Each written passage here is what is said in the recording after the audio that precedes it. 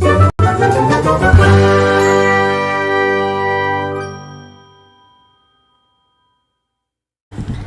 friends, welcome back to my channel. Welcome back to Top 5 Wednesdays.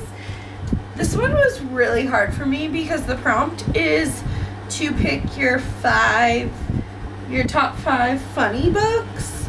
So I don't read funny things.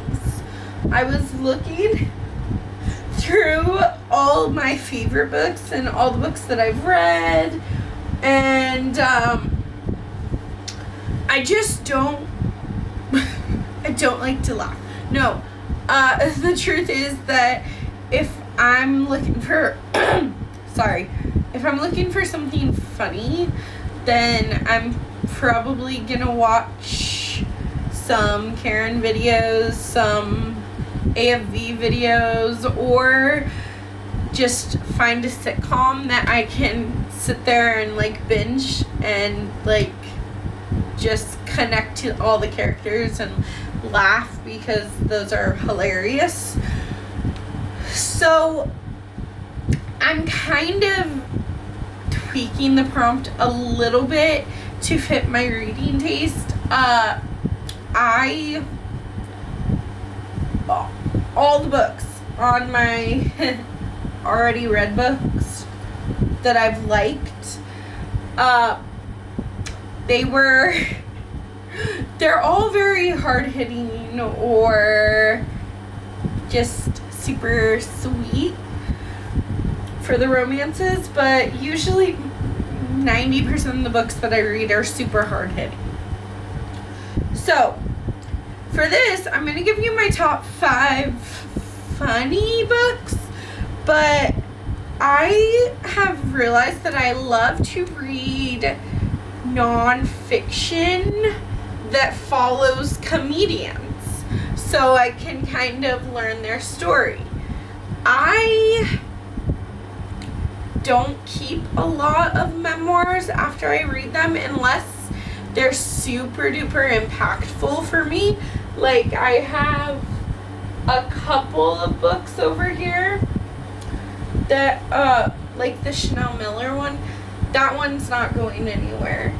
Then I have Ashley Rhodes Quarter. She grew up in the foster care system, and that was a really impactful read for me. But generally speaking, I'll read or listen to celebrity memoir, and then I get rid of them. So I'm going to talk about the 2 that I don't own first. The 2 that I don't own. I'm sorry. I mean, an honorable mention is also Lauren Graham, but I don't really see her as a comedian. But I do really enjoy both of her memoirs. Anyways, let's get into this. The first one is Tina Fey's memoir.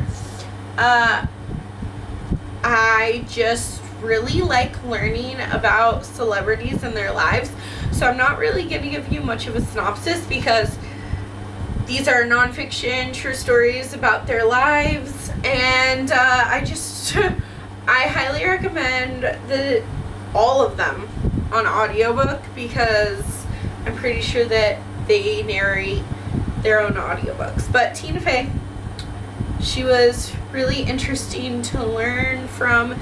I enjoyed hers because it was kind of more serious in tone, more serious than I was expecting, but it was still very funny and Tina Fey flair.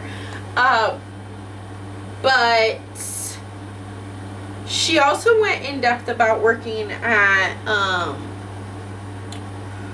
The Office, not The Office, but the late night show. I don't remember the show. I don't watch that show, but she went in depth about it. It was very interesting. And then the other one, this one's probably my least favorite of the 5, but take that with what you will, was Unqualified by Anna Faris. So I have have loved Anna Faris for a long time. I really love her in Mom, and she's just hilarious. She can always make me belly laugh. So I was super excited to read her memoir, and it's called Unqualified, but it felt very, very, very repetitive. And it was just like, well, I'm not qualified to give you advice, but if I were, this is your advice. I'm not qualified. I'm not qualified. I'm not qualified. And then it felt very self-helpy, and I'm not really a big self-help girl. I have dabbled in self-help books, but I would not pick up a celebrity memoir for self-help anyway, typically. I guess that's not entirely true. I did read The Honest Life by Jessica Alba too. That one I highly recommend, but that's more of about the Honest brand, and it has a little bit of stuff about Jessica Alba, but it's more about the brand and being healthy than it is about Jessica Alba. Anyways, I'm going everywhere, but here are the other three. These are on my Pingo for sale right now, so if you are interested in buying them, Pingo is linked down below. But the first one, this one's probably my favorite.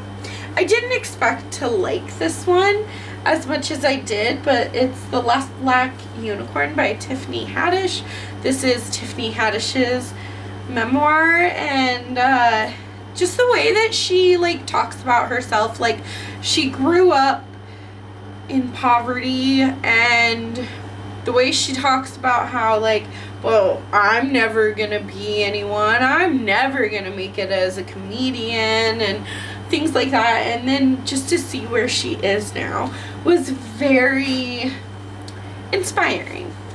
Then I have The Girl with the Lower Back Tattoo by Amy Schwimmer. The main thing that this was a really good memoir. I really enjoyed it.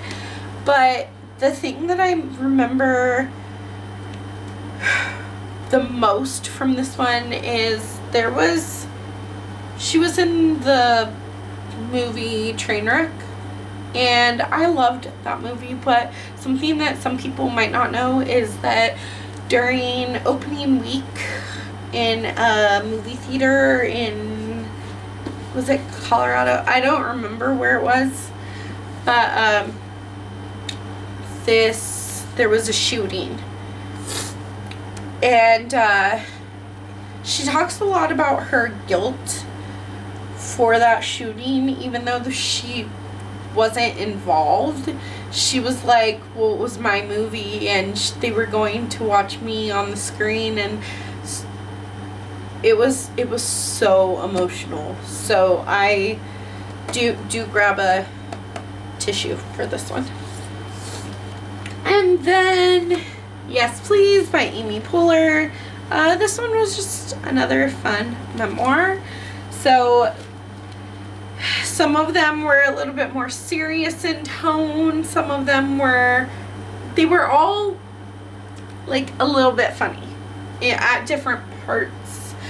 And I know that I'm stretching the rules on the top 5 video today, but I hope you enjoyed it nonetheless. Don't forget to smash that like button and subscribe to my channel if you're new around here.